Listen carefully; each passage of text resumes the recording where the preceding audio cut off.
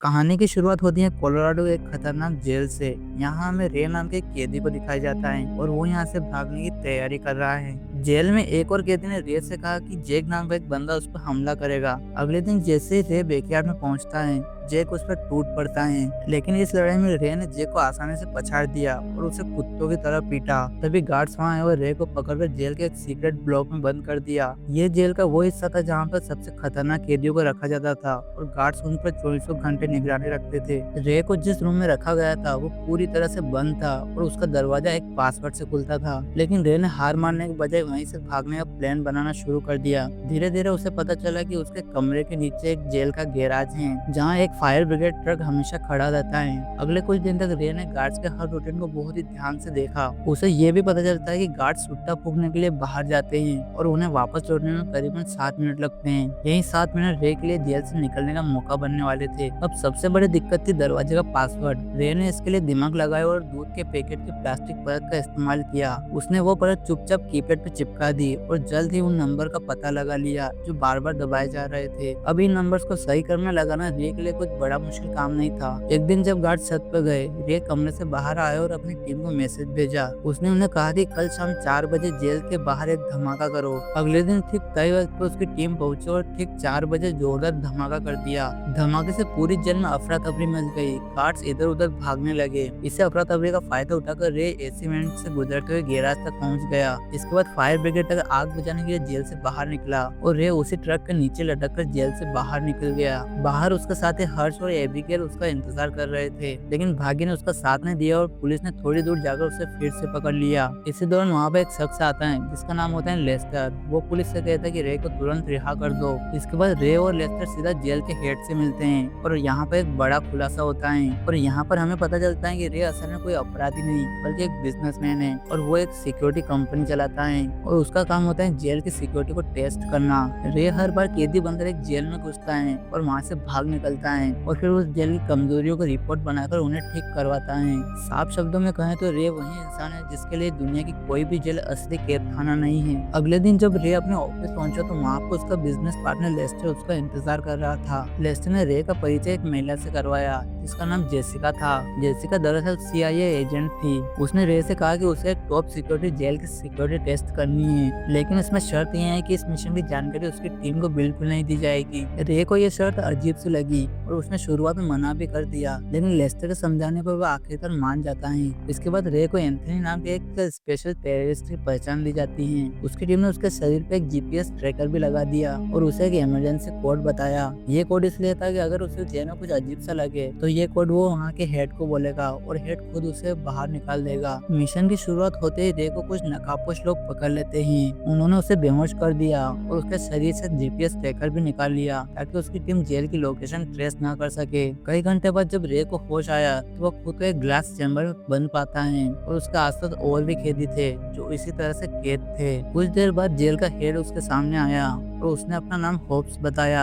ये नाम सुनकर रे हैरान हो जाता है क्योंकि उससे बताया गया था कि हेड का नाम मार्स है। अब उसे समझ आ गया कि यहाँ पर कहीं ना कहीं कोई बड़ी गड़बड़ है। उसने तुरंत अपना इमरजेंसी कोड बोला, लेकिन होप्स ने उसका कोड ऐसे इग्नोर कर दिया जैसे लोग आजकल वीडियो देखते वक्त लाइक और सब्सक्राइब का बटन इग्नोर करते हैं। इसलिए फटाफट से लाइक और सब्सक्राइब कर दो। इधर रे की टीम उसकी लोकेशन खोजने की पूरी कोशिश कर रही थी, लेकिन ट्रैकर पहले से निकाल दिया गया था, इसलिए सब बेकार जा रहा था। उधर रे ने जेल के अंदर नोटिस किया कि यहाँ सारे गार्ड्स ने एक जैसे कपड़े पहने हैं और सबके चेहरे पे एक जैसे मास्क हैं और उनका जब मन करता वो कैदियों को बेरहमी से पीटते थे।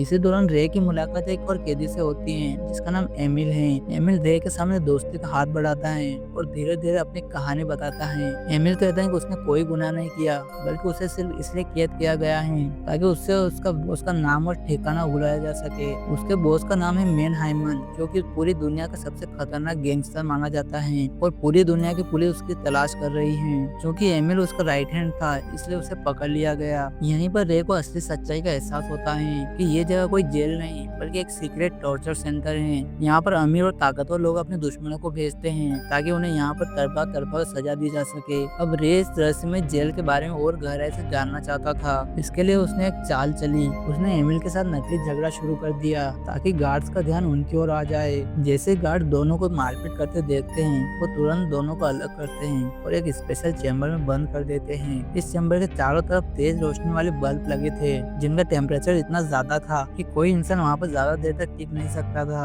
कमरे में कैमरा भी लगे थे और जेल का वार्डन दोनों को तरसते हुए लाइव देख रहा था। कई घंटों तक दोनों उसी गर्म कमरे में कैद रहे।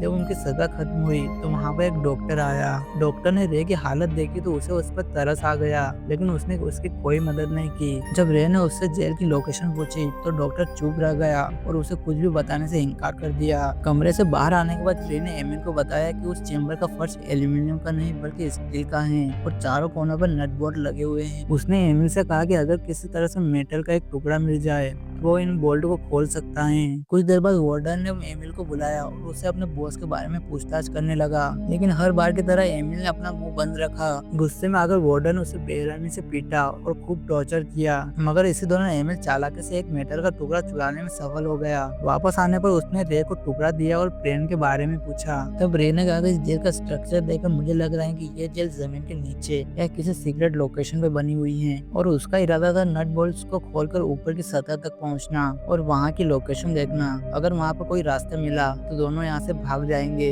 एमिल को उसकी बात अच्छी लगी और उसने उसकी मदद करने का वादा किया। इसके बाद दोनों को फिर से टॉर्चर चैम्बर में जाना था, इसलिए इन्होंने एक बार फिर से झगड़ा करने का नाटक किया और प्लान काम कर गया। गार्ड्स ने इन्हें फिर से उसी कमरे में बंद कर दिया। यहाँ पहुंचकर रे ने कैमरे से छुपकर नट बोल्ट्स खोलना शुरू कर दिए। जैसे ही काम खत्म हुआ उसने एमिल को इशारा किया। एमिल जोर जोर से चिल्लाने लगा ताकि गार्ड्स का ध्यान उस पर आ जाए। इसी बीच रे ने कैमरे के विजन को ब्लॉक कर दिया और फर्श का हिस्सा खोलकर नीचे उतर गया। नीचे उसने एक पाइप का सहारा दिया और ऊपर चढ़ना शुरू कर दिया, लेकिन चढ़ाई के दौरान एक पाइप टूट गया और चारों तरफ पानी भरने लगा। हालात और भी मुश्किल हो गए, लेकिन रे ने किसी तरह संभाला और आखिरकार ऊपर पहुंच गया। ऊपर पहुंचकर रे ने जैसे बाहर का नजारा देखा उसकी आंखें हैरानी से खुली की खुली रह गई। ये कोई साधारण जेल नहीं थी, ये जेल जमीन पे नहीं बल्कि समुद्र में तैरते हुए एक विशाल जहाज से बनी हुई थी। उधर पाइप टूटने की वजह से अलार्म बज गया और गार्ड्स तुरंत अलर्ट हो गए। रे ने हालात बिगड़ते देखकर फटाफट वापस आकर खुद को उसी चैम्बर में बंद कर दिया ताकि किसी को शक न हो।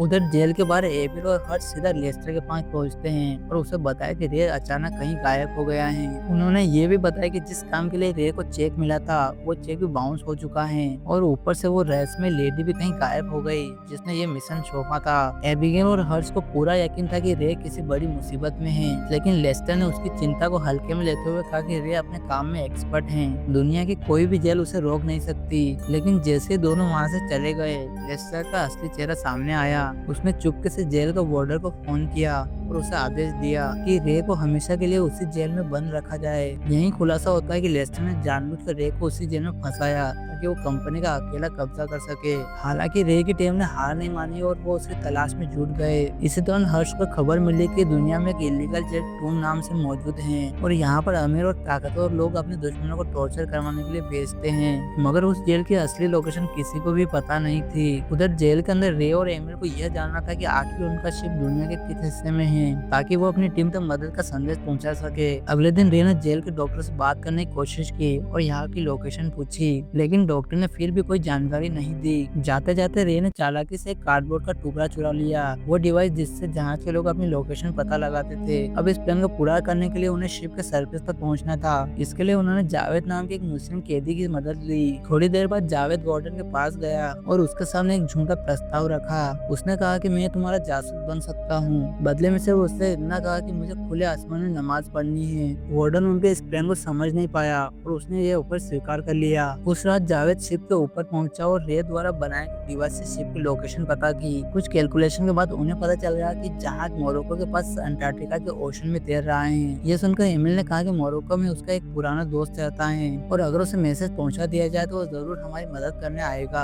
और रे को भी ये आइडिया सही लगा। रे एक बार फिर से डॉक्टर से मिला और हैरानी की बात ये रही कि डॉक्टर उनकी मदद करने के लिए तैयार हो गया। उसने ईमेल करके एमिल के दोस्त को शिप की लोकेशन बता दी और भागने का समय भी बता दिया। आखिरकार वो दिन आ गया जिसका सभी इंतजार कर रहे थे। जावेद वार्डन के पास गया और उसे कहा कि आज जेल की कैंटीन में एक बड़ा झगड़ा होने वाला है। ये सुनकर वार्डन ने फौरन अपने सारे गार्ड्स कैंटीन में भेज दिए। ऊपर जाने वाली सीढ़ियों पर अब बस सिर्फ 2 गार्ड्स बचे थे। उधर रे ने मौके का फायदा उठाया और कैंटीन में झगड़ा शुरू कर दिया। देखते देखते पूरा हॉल मार्केट में बदल गया और कैदी आपस में भिड़ गए। इस अफरा तफरी का फायदा उठाकर रे, एमिल और जावेद वहाँ से निकल गए। वो सीढ़ियों तक पहुंचे और गार्ड्स को मारा और उनकी बंदूकें छीन ली। इसके बाद वो तेजी से ऊपर की ओर चढ़ने लगे, लेकिन फिर से किस्मत ने उन्हें धोखा दे दिया। वार्डन ने उनकी हरकत का पता लगा लिया था और उसने पूरे जहाज पर लॉकडाउन लगा दिया। अब शिप के सारे दरवाजे बंद होने लगे और तीनों कैदी सरफेस तक पहुंचने से पहले ही फंस गए। अब उनके पास कोई रास्ता नहीं बचा था, इसलिए रे और एमिल को मजबूरन फिर से नीचे लौटना पड़ा।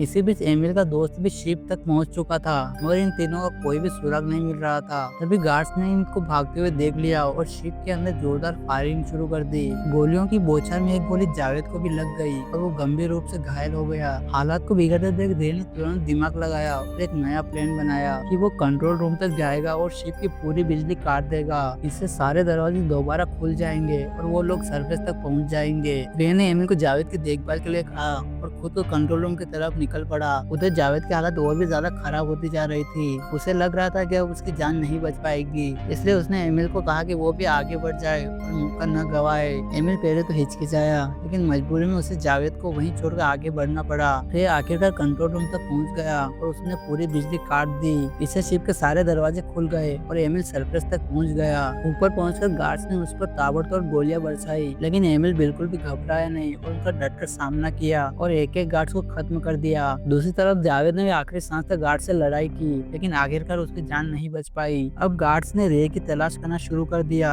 रे ने खुद को बचाने के लिए चालाकी से एक पानी के टैंकर में छुपा लिया। तभी शिप की बिजली वापस आ गई और टैंकर पानी से भरने लगा। वार्डर को भी खबर मिल गई कि रे कहाँ छिपा हुआ है, लेकिन उससे कुछ कहने से पहले ही रे हिम्मत जुटाकर खुद को टैंकर से बाहर फेंक दिया और समुद्र में कूद पड़ा। ऊपर सरफेस पर गार्ड्स की संख्या काफी बढ़ चुकी थी, जिससे एमिल को भी वहाँ से पीछे हटना पड़ा। वो वहाँ से निकलने वाला था, लेकिन उसने पानी में डूबते हुए रे को देख लिया। एमिल ने तुरंत एक सीढ़ी फेंकी और रे उस पर लटक गया। इसके बाद दोनों ने मिलकर शिप पर जोरदार हमला किया और वहाँ रखे ऑयल ड्रम्स को ब्लास्ट कर दिया। धमाका इतना बड़ा था कि सारे गार्ड्स खत्म हो गए और दोनों किसी तरह से वहाँ से बच निकले। कुछ दिनों के बाद वो समुद्र के किनारे पहुँचे, जहाँ पर उनके लिए एक गाड़ी खड़ी थी और हैरानी से उस गाड़ी से निकलती वही एक लेडी, जिसका नाम जेसिका था। रे उसे देखकर दंग रह गया, क्योंकि यही वो महिला थी जिसने उसे इस मिशन के लिए भेजा था। और यहाँ पर उसके सामने असली सच सामने आया। जेसिका दरअसल एमिल की बेटी थी और उसी ने रे को जेल भेजा था ताकि वो अपने पिता को छुड़ा सके। लेकिन सबसे बड़ा ट्विस्ट यहीं पे खुलता है।